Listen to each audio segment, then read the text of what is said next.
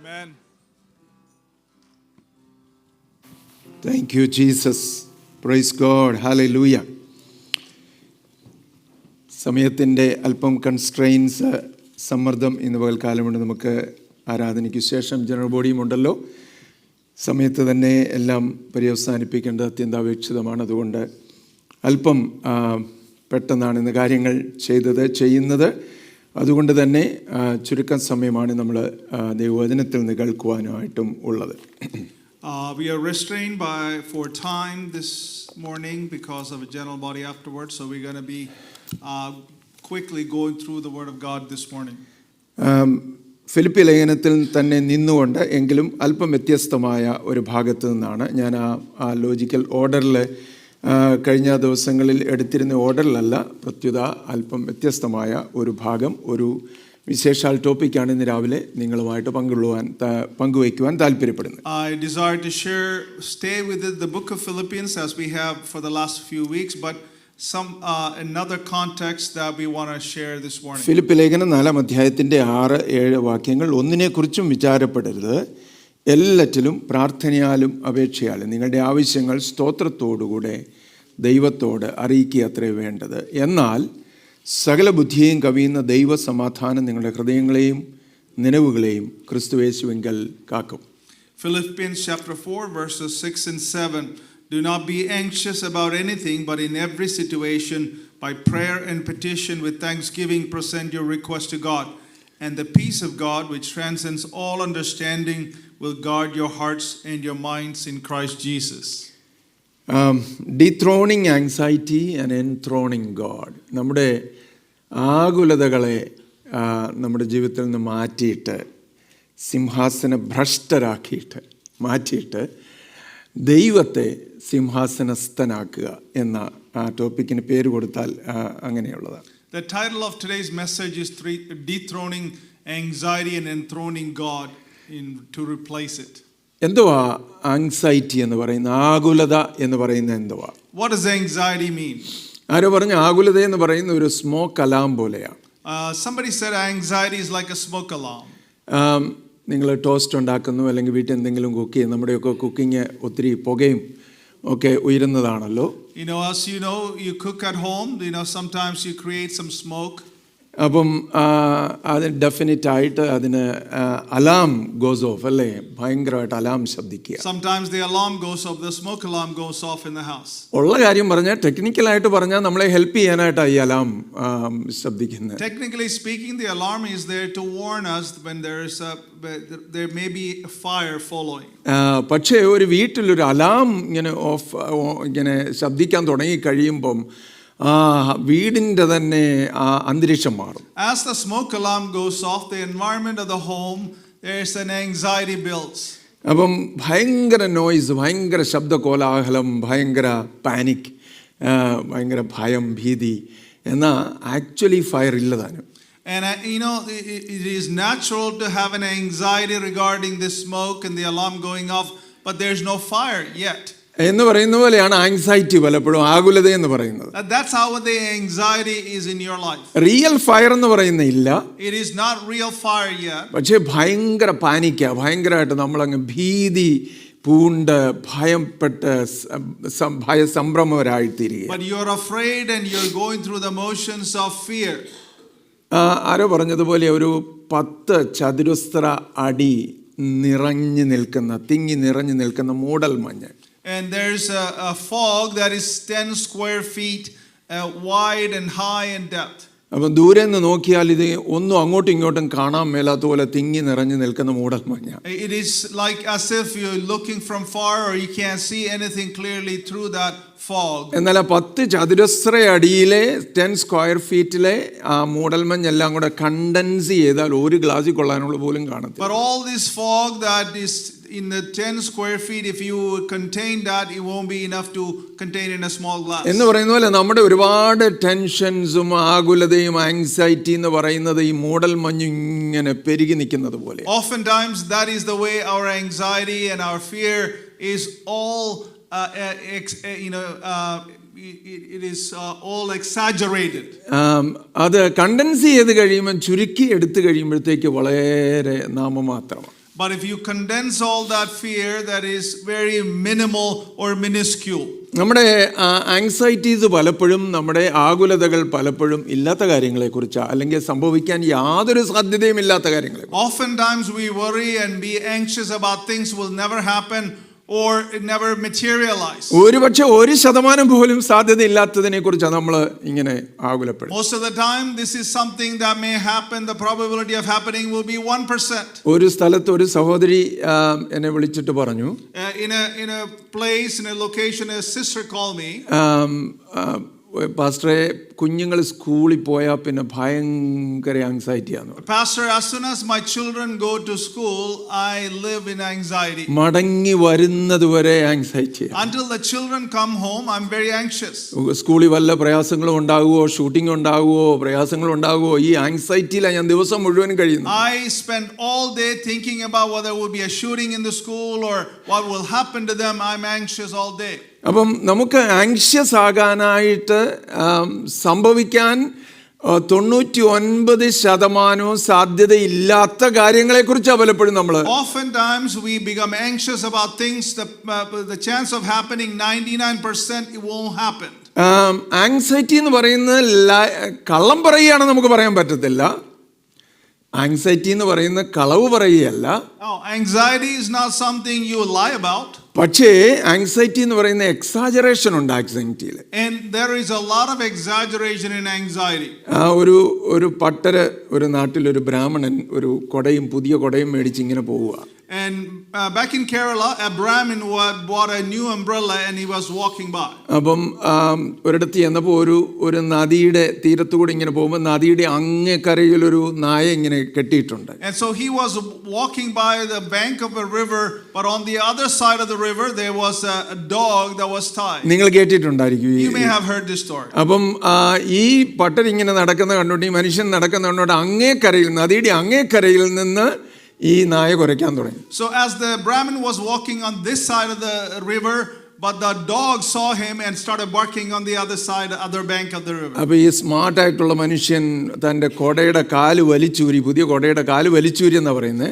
And the story goes that this man pulled out the stem of the umbrella as if to attack the dog. കാരണം ഈ നദി അങ്ങ് വറ്റിപ്പോവുകയും ഈ നായയുടെ തൊടല് പൊട്ടിപ്പോവുകയും ചെയ്താൽ തീർച്ചയായിട്ടും അതെന്നെ വന്ന് കടിക്കും. So he was thinking in his mind, if this the river dries up and the chain of the dog break, he will definitely come and attack me. അതുകൊണ്ട് prepared ആകണമല്ലോ. So he started preparing for it. നമ്മളും ഇങ്ങനെ ആകുലതകൾക്ക് വേണ്ടി അത് തിങ്ങി നിറഞ്ഞിട്ട് prepare ചെയ്യാൻ ശ്രമിക്കുന്നു. Oftentimes our anxiety is not like that. We are preparing for things that will never materialize. നമ്മൾ എഗ്രി ചെയ്താലും ഇല്ലെങ്കിലും നമ്മളൊരു വളരെ ആങ്ഷ്യസ് ആയിട്ടുള്ള ഏജിലാണ് ജീവിക്കുന്നത്. വളരെ ആകുലതകൾ തിങ്ങിയ ഒരു ഏജിലാണ്, യുഗത്തിലാണ് ജീവിക്കുന്നത്. Whether we agree or not, we live in times that are very anxious all around us. നമ്മൾ എല്ലാ കാര്യങ്ങളെക്കുറിച്ച്, ഒരുപാട് കാര്യങ്ങളെക്കുറിച്ച് ആങ്ഷ്യസ് ആണ്. We oftentimes are anxious about many things. നമ്മുടെ സാമ്പത്തികമായിട്ടുള്ള സാഹചര്യങ്ങളെക്കുറിച്ച് ആങ്ഷ്യസ് ആണ്. We are often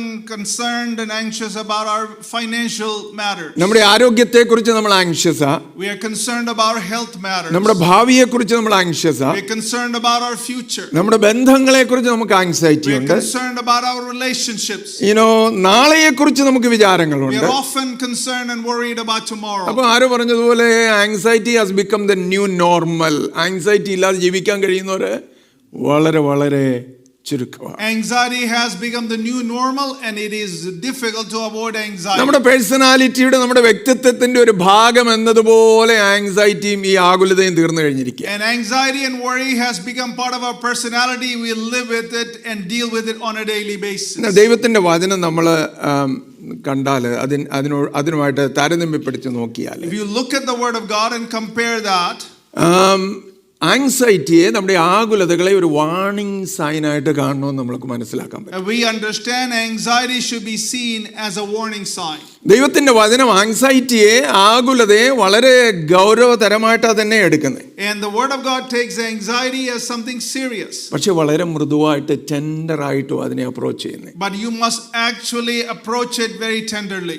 ആങ്ഷ്യസ് ആയിട്ടുള്ള ആളുകളെ ഷെയിം ചെയ്യാൻ ദൈവത്തിന്റെ വചനത്തിൽ നമ്മൾ കാണുന്നില്ല. We do not see that you put down people who are anxious. നമ്മുടെ ആങ്സൈറ്റിയുടെ നടുവിൽ, ആകുലതയുടെ നടുവിൽ നമ്മൾ എന്ത് ചെയ്യണമെന്ന് നമ്മളെ മനസ്സിലാക്കുന്ന ഭാഗങ്ങളുണ്ട്. But there are portions in the Word of God that reminds us what we must do in the middle of our anxiety. ഇന്ന് ഇതിനെക്കുറിച്ച് പറയാനേ എനിക്ക് ആരംഭിക്കുവാനേ സമയമുള്ളൂ. I only have the time to start on that subject. ഒരു കാര്യം നമ്മൾ എല്ലാവരും ഓർത്തണം. And all of us must be reminded. നമ്മുടെ എല്ലാവരുടെയും ആങ്സൈറ്റി, നമ്മുടെ എല്ലാവരുടെയും ചിന്താകുലങ്ങൾ, all the worries and anxieties of ours, ഞാൻ ഉൾപ്പെടെ, including me, പലപ്പോഴും നമ്മൾ ആവശ്യമില്ലാത്ത ബേർഡൻസ് ക്യാരി ചെയ്യുന്നതാണ്. Oftentimes we carry burdens that we ought not to.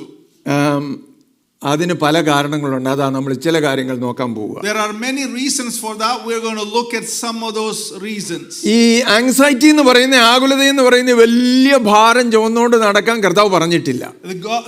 The Lord has not required or demanded us to carry our anxieties. എന്നാൽ നമ്മൾ വളരെ stubborn ആയി, ഇത് നമുക്ക് ചുമന്നേ മതിയാകുള്ളൂ എന്നുള്ളതാണ് നമ്മുടെ തീരുമാനം. But oftentimes we are stubborn. We want to carry this anxiety along. സമയം ചുരുക്കമായതുകൊണ്ട് വളരെ പെട്ടെന്ന് മുന്നോട്ട് പോയി ഒരു ഭാഗം പറഞ്ഞ് ഞാൻ ഇന്ന് അവസാനിപ്പിക്കും. Because of the lack of time, we want to move fast and remind you a few things. Anxiety എന്ന് പറയുന്ന, ആകുലത എന്ന് പറയുന്ന നമ്മുടെ ഒരു മോറൽ ഫെയിലിയർ അല്ല, നമ്മുടെ ഒരു സദാചാര ധാർമ്മികമായിട്ടുള്ള നമ്മുടെ ഒരു പരാജയമല്ല. Anxiety is not a moral failure on our behalf. എന്നാൽ ഒരു ബേർഡൻഡ് ഇന്നർ സ്റ്റേറ്റിനെ കാണിക്കുന്ന, അകത്ത് സമ്മർദ്ദങ്ങൾ തിങ്ങി നിറഞ്ഞ ഒരു മനസ്സിനെ, ഒരു ജീവിതത്തെ, ഒരു അവസ്ഥയെ കാണിക്കുന്നത്. But it shows a mind or a state of affairs that it is you're burdened inside. It is an outward reflection of that. മനസ്സിലായോ? അകത്ത് സമ്മർദ്ദങ്ങൾ തിങ്ങി നിറഞ്ഞ ഒരു മനുഷ്യൻ, a man who is filled with anxiety or a lot of internal pressure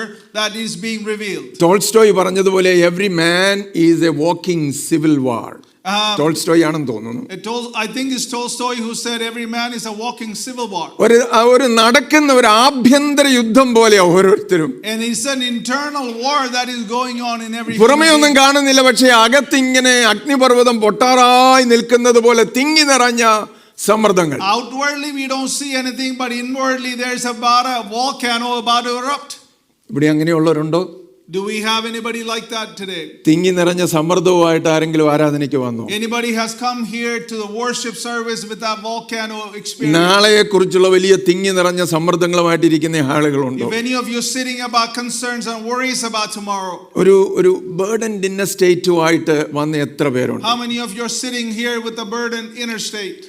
ഈ ആങ്സൈറ്റിക്കുള്ള വാക്ക് ഗ്രീക്കിൽ ഉപയോഗിച്ചിരിക്കുന്ന മെരിംനാഹോ എന്ന. മെരിംനാഹോ in Greek the word for anxiety is merimnaho.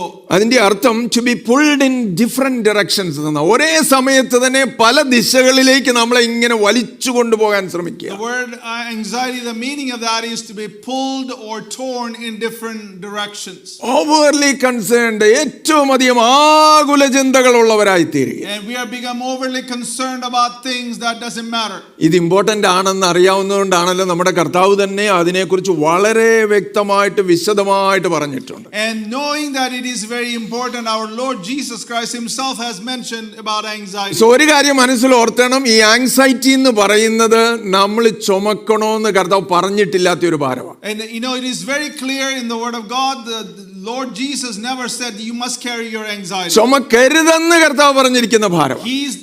He very specifically says don't carry this with you. ഒന്നിനെക്കുറിച്ചും വിചാരപ്പെടരുത്. Do not be anxious about anything. അല്ലെങ്കിൽ നാളെയെക്കുറിച്ച് നിങ്ങൾ വിചാരപ്പെടരുത്. Do not worry about tomorrow. എന്ത് തിന്നും എന്ത് കുടിക്കുമെന്ന് വിചാരപ്പെടരുത്. Don't worry about what you eat or drink. എന്താ നിങ്ങൾ ഉടുക്കുമെന്ന് വിചാരപ്പെടരുത്. Don't worry about your clothing. നിങ്ങളുടെ ആവശ്യങ്ങളെക്കുറിച്ച് നിങ്ങൾ വിചാരപ്പെടരുത്. Don't worry about your needs. പ്രാർത്ഥിക്കരുതെന്നല്ല. It doesn't say don't pray. Concerned ആകരുതെന്നുമല്ല എഴുതിയിരിക്കുന്നത്. It does not also say don't be concerned. വിചാരപ്പെടരുത്, ആകുല ചിന്തയുള്ളവരായി തീരരുത്. But don't be anxious or worry. That's what the word of God says. നമ്മൾ സാധാരണ പറയാറുണ്ടല്ലോ, why worry? അല്ലേ? Why worry when we can pray? എന്തിന് നമ്മൾ ആകുല ചിത്തരാകേണ്ട, നമുക്ക് പ്രാർത്ഥിക്കാമല്ലോ. We often say why we worry, but let's pray. പക്ഷെ നമ്മൾ practice ചെയ്യുന്ന സാധാരണ എന്തുവാ? Well, what do we practice? Why pray when we can sit and worry easily, right? എന്തിന് പ്രാർത്ഥിക്കണം, നമുക്ക് ഇരുന്ന് പറയാവുന്നുണ്ടെങ്കിൽ പിന്നെ പ്രാർത്ഥിക്കേണ്ട ആവശ്യമില്ലല്ലോ എന്ന് നമ്മൾ പലപ്പോഴും പറയുന്നു. കൈ തലയ്ക്ക് കൊടുങ്കൈയും കൊടുത്ത് നമ്മളിങ്ങനെ മാറി മൂലക്കിരിക്കുമ്പോഴേ പ്രാർത്ഥനയ്ക്ക് അവസരമുണ്ടാക്കാനായിട്ടല്ല, അതിനുവേണ്ടി നമ്മളെ തന്നെ ഒരുക്കുകയല്ല, പ്രത്യുത നമ്മൾ എന്ത് ചെയ്യുക, വിചാരപ്പെടാനായിട്ട് ഏൽപ്പിച്ചു കൊടുക്കുക. You sit gloomy and carry the weight of your head in a corner, then you don't feel like praying. അപ്പം ദൈവത്തിന്റെ വചനം ആങ്സൈറ്റിയെ, ആകുലതയെ പ്രാർത്ഥനയ്ക്കെതിരായിട്ടാണ് കാണിച്ചിരിക്കുന്നത്. But in the word of God, anxiety and prayer are antonyms. ഒന്നിനെ കുറിച്ചും വിചാരപ്പെടരുത്. And don't worry about anything. എല്ലാറ്റിലും, In everything. ഒന്നും, എല്ലാം എന്ന രണ്ട് പദപ്രയോഗങ്ങൾ അവിടെ It ഉപയോഗിച്ചിരിക്കുന്നു. says one and everything. മാർത്തയുടെ ഉദാഹരണം നമ്മൾ പുതിയ നിയമത്തിൽ We കാണുന്നുണ്ട്. see the example of Martha in the New Testament. ലൂക്കോസിന്റെ സുവിശേഷം 10-38 മുതലുള്ള വാക്യങ്ങൾ. And Luke chapter 10 verse 38 on. അനുഗ്രഹിക്കപ്പെട്ട സഹോദരി, This is a blessed woman.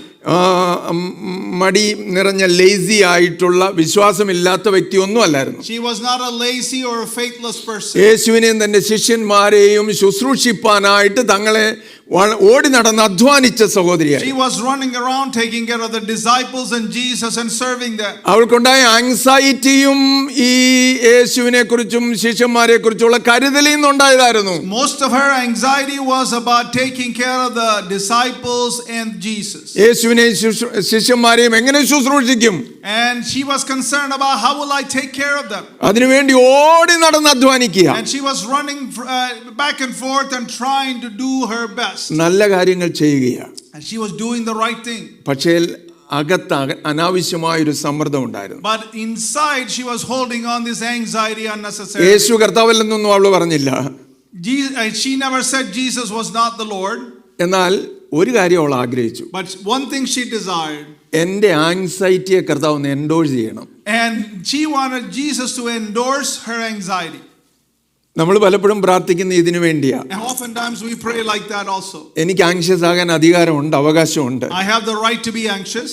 അതുകൊണ്ട് കർത്താവേ, നീ ഇതിനെ ഒന്ന് അംഗീകരിച്ച് എന്നെ ഒന്ന് തലോടി വിടണം. Lord, I want you to acknowledge and accept my anxiety. അപ്പം അതുകൊണ്ട് തന്നെ അവൾ കർത്താവിനോട് ചോദിക്കും, ഡോണ്ട് യു കെയർ ലോർഡ്? കർത്താവേ, നിനക്ക് വിചാരമില്ലയോ? And that's why she's asking, Lord, don't you care? യേശു കർത്താവിന്റെ മറുപടി വളരെ വളരെ പ്രസക്തമാണ്. And it is very interesting, that profound what Jesus' response was. യേശു പറയുക, മാർത്തേ മാർത്തേ, നീ പലതിനെ ചൊല്ലി വിചാരപ്പെട്ടും മനം കലങ്ങിയും ഇരിക്കുന്നു. And Jesus told Martha, you are concerned and worried about many things. അല്പമേ വേണ്ടൂ. We only need little. അല്ല, ഒന്ന് മതി. And maybe one. മറിയ നല്ല അംശം തിരഞ്ഞെടുത്തിരിക്കുന്നു. And Mary has chosen the good portion. അപ്പം മാർത്ത ഓടി നടന്ന് ഇതെല്ലാം ചെയ്യുന്നുണ്ട്. പക്ഷേ അവളുടെ ഒരു ഹൃദയത്തിന്റെ സിംഹാസനത്തിൽ എന്താ വെച്ചിരിക്കുന്നതെന്ന് കർത്താവ് കാണിച്ചു കൊടുക്കുക. And Jesus is pointing out to Martha what is on and what she has put on the throne, even though she is busy doing a lot of good things.